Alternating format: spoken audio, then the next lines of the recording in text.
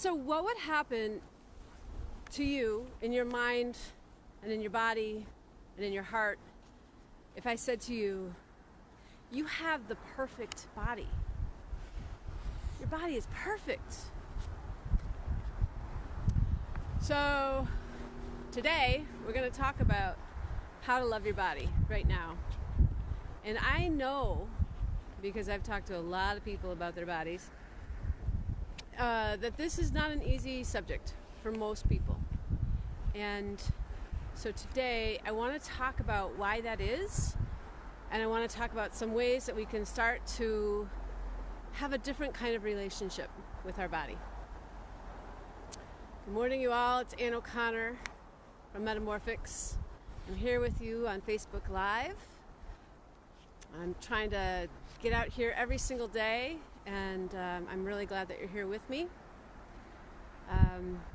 Today's subject is a little tough, actually. It's a little tough.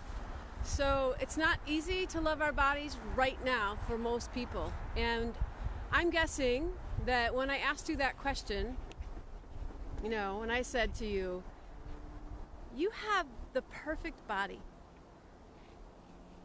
Most people, when they think about their bodies, they feel shame, or they feel disappointment, or maybe even resentment, feeling of frustration.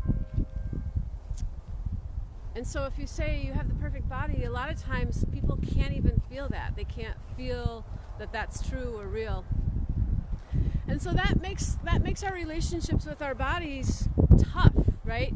So I wanted to think about what would happen if we could have a relationship with our bodies where we felt so grateful and so comforted and so astonished, really. What if we had wonder when we thought about our bodies? A really interesting thing happened today. It's an astonishing thing. This has never happened to me before.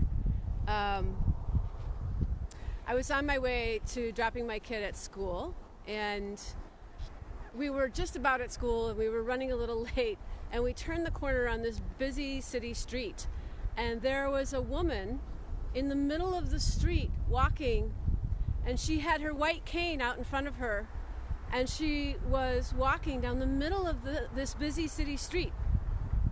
And she didn't appear to be going to one side or another. And so I stopped my car, and I just watched her for a minute, and I thought, what is going on here? And I wanted to be respectful, because I know that, I have an incredible admiration for people who have lost their sight and are still navigating in the world and trying to get to where they go without being able to see. It's really incredible to me. I've always found that just incredibly admirable. I think, I'd like to think that I would do that. I feel like I might curl up and stay home. But anyway, here she was, and she was walking down the middle of the street, this very busy street, on a rush hour morning.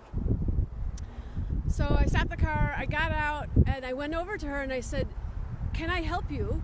And she said, "Yes."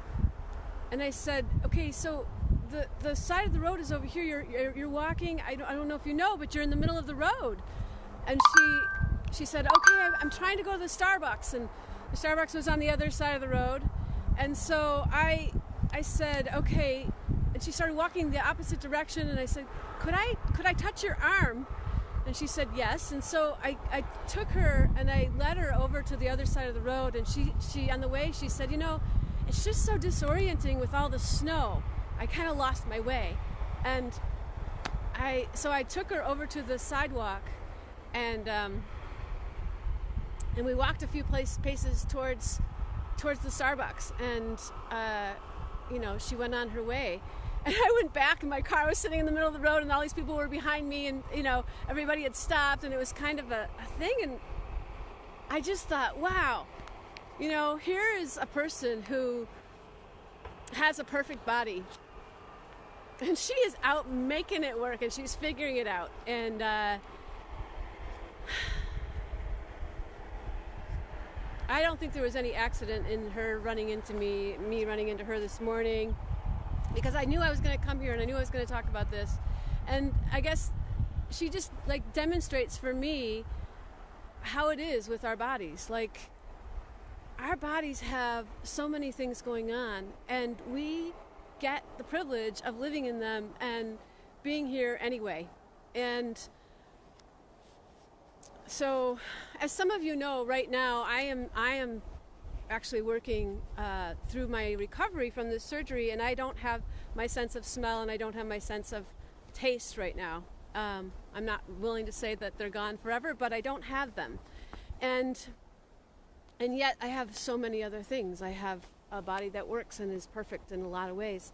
So when I was thinking about this, I was thinking, we all have things that happen in our bodies. We have habits that don't serve our bodies well. We have accidents and injuries, and we're born in certain ways, and all these different things that happen. But we still have a body that works for us in so many ways. And to reflect on that marvel is really what I wanted to get you to think about today. And so, the first thing I wanted to think about is, when you think about your relationship with your body, is it helpful to you? Is it helpful to your body? Is your relationship with your body actually something that is useful, or is it a conflict? Because when we have conflict with our bodies, there's not really a winner. There's not, nobody wins. So our relationship with our bodies is one of our most important relationships, because our bodies will go out of their way to do what we want them to do. And so if we act like dictators and we say, hey, this is what we're going to do, and we're not going to listen to our bodies, we're going to have consequences for that. And so we need to think about, I'm inviting you to think about your relationship with your body, right? Because if you're in conflict, if you're stressed out together, that is an area that will show up in lots of different ways for you. It'll show up in illness, it'll show up in stress, and it'll be more difficult to have good relationships in other areas of your life if this area of your body is one of conflict. So if you want to think about that, think about your relationship with your body. And then the other thing that you can do is you can start to develop that. If you say, well, gosh, I do have some conflict with my body, and I haven't really given it a lot of thought, I want to invite you to take some time each day to think, or even at least once a week, to say, okay, what do you need, my dear body of mine? What can I give to you? What can I do to help you help me? Because I know that you're running hard, and I know that you are working, and I want you to just do this thing with me for just a minute, if you would. Take your dominant hand, and if you don't have a dominant hand, if you don't have a hand, take another part of your body. Take a part of your body that you use a lot, and just take a look at that dominant hand for a moment, and start to feel all of the aliveness in that hand. Think of all the cells that are generating in that hand, and the blood moving through it, and the blood vessels, and the muscles, and the tendons, and the bones, all working together. Hundreds of bones, all there serving you every day. It's so alive, this hand. Think about the story of this hand and what it does for you every day. Think of all the ways that you use it. To brush the hair out of your face, to touch someone you love, to eat some food, to write an interesting sentence. Think of all the ways that this one little part of your body is so incredible. It's so incredible. And when you can find the wonder in that, and when you can find the just marvel in that, you can start to see how every part of our bodies is so phenomenal. They're just, they're there for us every single day. And so that is kind of an incredible thing that we take for granted a lot of times, and it's worth paying attention to. And then just in like that really simple exercise, the other thing that we can do is to just stop for a moment sometimes and really think about, what does my left foot do for me? What does my right shoulder do for me? What does it do every single day for me? And then we can start to find those ways that we are living in the perfect body, and we are here on the planet, and our bodies are supporting us in doing that, and we can be grateful. So think about your relationship with your body. Decide if that's the kind of relationship that you want to have, or if you want to work on resolving some of the conflict that you're having. And then take a moment to find the marvel, find the magic, find the incredible wonder of your body, and then take time each week, each day to support that.